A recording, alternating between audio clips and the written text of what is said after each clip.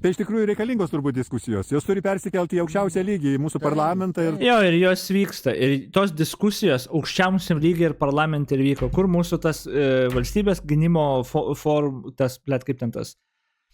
Buvo buvo daug.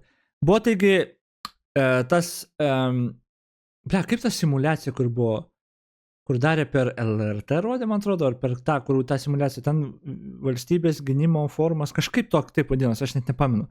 Tai ten irgi diskusijos dalis buvo.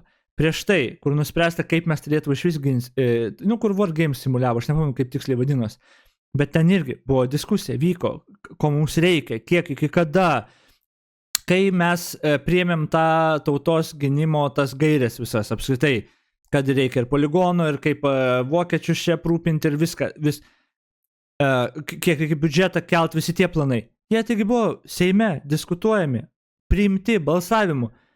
Jie tada ateina, galvoja, kad čia kažkas vienas žmogus paėmė, sugalvojo, parašė. Lietuvoje nieks taip nevyksta.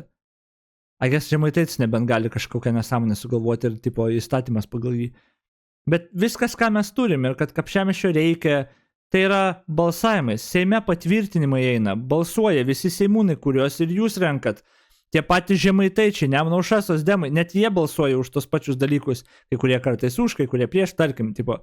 Bet tada sakyti, kad čia nėra diskusijos, niekas neprivalo atsiklausti jūsų dėl kiekvieno klausimo. Čia tame esmė. Ir dabar liūdesėlis, kai klėdi, kad reikia diskusijos, vyksta. Ir vyko. Ištisai.